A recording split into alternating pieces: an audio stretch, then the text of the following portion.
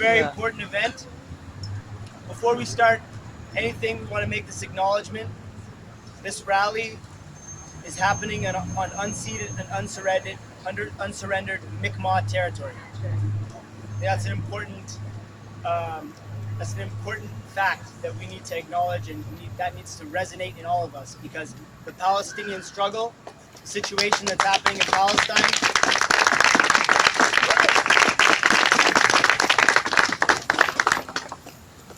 the struggle for Palestinian self-determination is inherently and intrinsically linked to the solidarity and the work for self-determination for Mi'kmaq peoples and other indigenous peoples here on Turtle Island. That's right.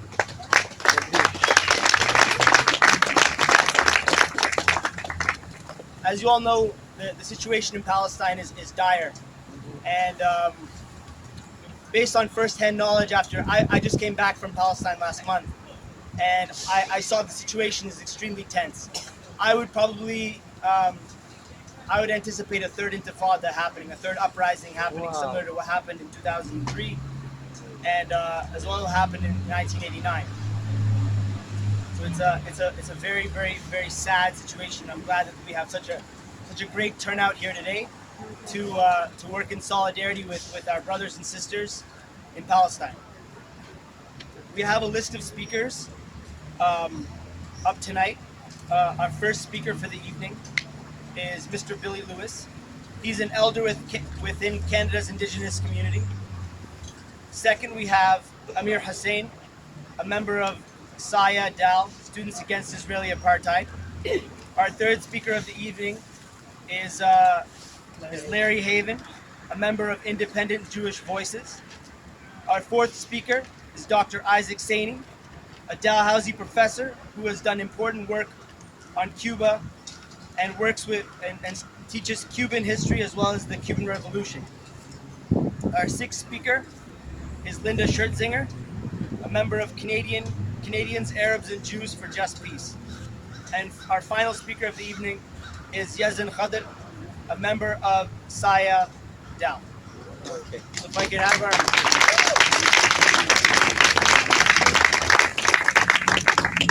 have our first speaker of the evening, Mr. Billy Lewis, come up.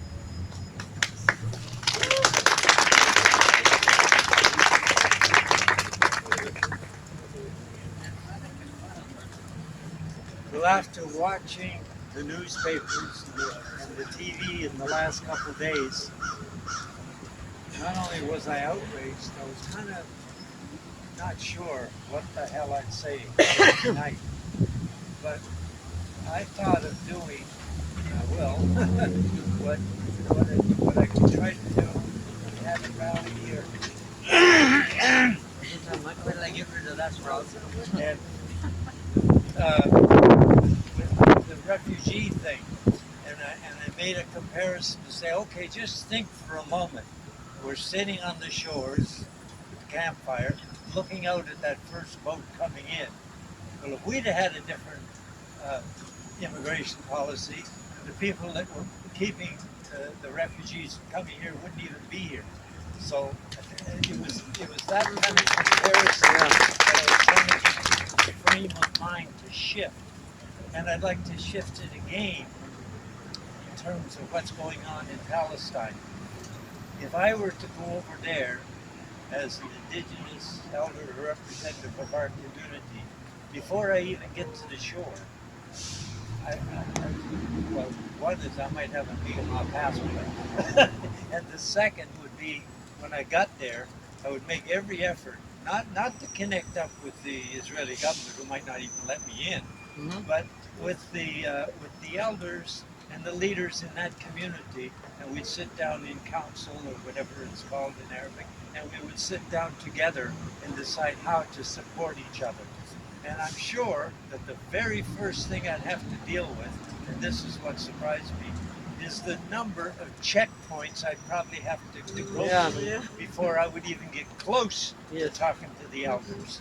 And so it seems to me that kind of control, we don't need an academic discussion about what is genocide as in our community, or what is an occupation. what's more representative of an occupation than that the military and the government control every move people make? Yep. And it seems to me that's the most upsetting thing as someone from the outside looking at that situation. And so when people like our government, which I hope there'll be a change On Monday. but even if we get a Yep, change, it will. what's that? I'm gonna vote. My voice will change. Okay. Yeah. And whatever government History of comes in, Canada. we better keep them on a very short leash, because not one of the parties run has a firm position on Palestine. None of them. And so we have to, whoever gets elected, we have to not only keep up the struggle, we have to up the ante and make it even more a strength in a position of recognition of Palestinian rights. And that's why I'm here today, and that's why we all have to stand together. I won't go any longer. That's it. Thank you.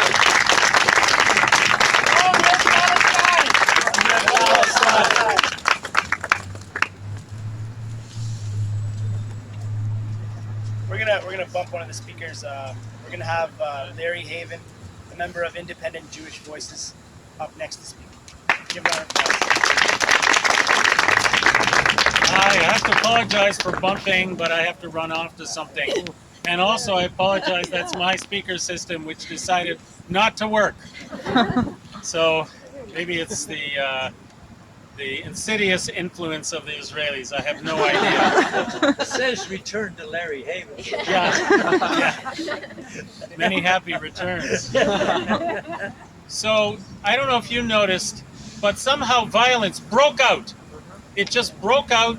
If you listen to the news, you'll find that it just broke out.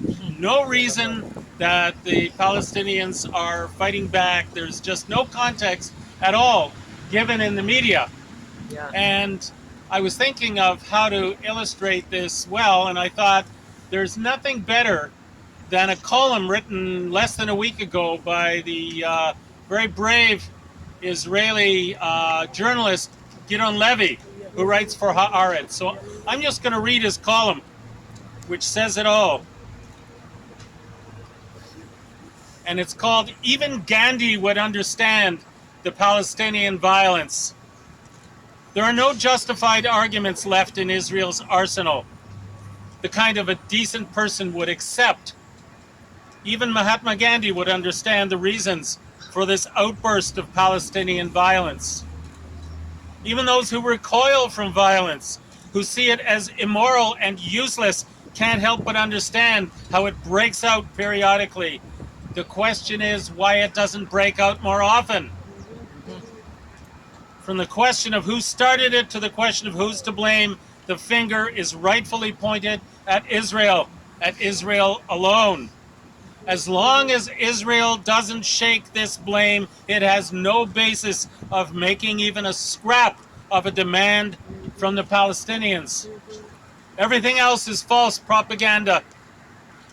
As veteran Palestinian activist Hanan Ashrawi wrote recently, the Palestinians are the only people on earth required to guarantee the security of the occupier, while Israel is the only country that demands protection from its victims.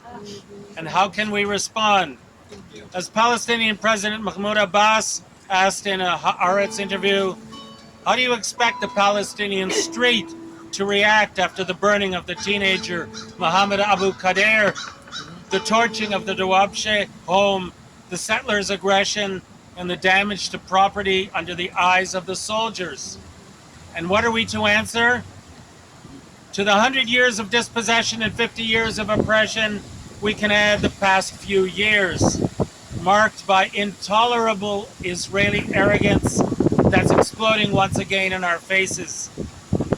These were the years Israel thought it could do anything and pay no price. It thought the defense minister could boast he knew the identity of the Dawabshe murderers and not arrest them, and the Palestinians would restrain themselves. It thought that nearly every week a boy or teenager could be killed by soldiers, and the Palestinians would stay quiet. It thought military and political leaders could back the crimes and no one would be prosecuted. It thought houses could be demolished and shepherds expelled, and the Palestinians would accept it all humbly. You thought settler thugs could damage, burn, and act as if the Palestinian property were theirs, and the Palestinians would bow their heads. You thought that Israeli soldiers could burst into Palestinian homes every night and terrorize, humiliate, and arrest people, that hundreds could be arrested without trial, that the Shin Bet security service could resume torturing suspects. You thought that hunger strikers and freed prisoners could be rearrested, often for no reason, that Israel could destroy Gaza once every 2 or 3 years, and Gaza would surrender and the West Bank would remain calm, that Israeli public opinion would applaud all this with cheers at best and demands for more Palestinian blood at worst, with a thirst that's hard to understand, and the Palestinians would forgive. It goes on a bit further, but that gives you an idea. Yeah. Thank you very much.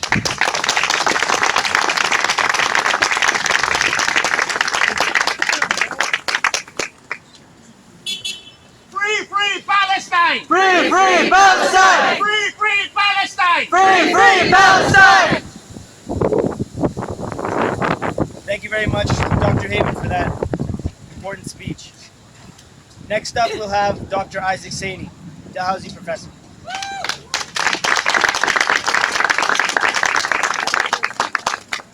As always, it's a great honor and a privilege to be at any gathering of people in support of the inalienable and inextinguishable rights of the Palestinian people to their nationhood, to the right to self-determination, and to their homeland.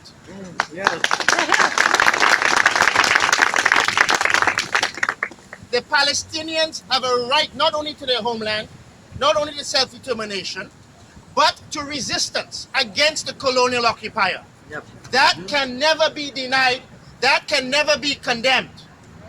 And I think what we're witnessing again is the Palestinians have said they will never surrender. There may be times of quiescence, but the Palestinians always rise again. And it may be a difficult struggle, a struggle strewn with suffering, with losses, with heart-wrenching and heartbreaking stories. But they will regain their homeland. They will regain their rights. And as we see here, with this gathering in Halifax, across the world, the Palestinians have the support of the world's people. No cause is more just, no cause is more overwhelming in its righteousness, no cause is more at the crux of the struggle for a just and better world. Long live Palestine! Long live Palestine! Free Palestine! Free Palestine! Free Palestine! Free Palestine!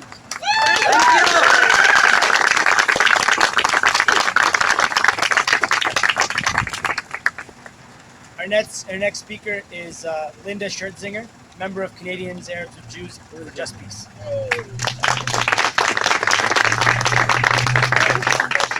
Oh. Good afternoon. I'm a member of Canadians, Arabs, and Jews for Just Peace, and I'm also a member of the United Network for Justice and Peace in Palestine, Israel. And what I would like to share now is something that arrived in my mailbox today from the World Council of Churches. And I found it a relevant statement for today. I thought I would share. Nothing substantive has happened by way of international intervention to break the current round of Israeli oppression and Palestinian resistance. The immediate causes for the trouble which started in Jerusalem at the Al-Aqsa Mosque has now spilled over into the West Bank and even Gaza. It threatens the entire region. Palestinians hold on to the conviction that for peace to come, the occupation must end. And yet, in this context, it seems to be a distant dream on the horizon.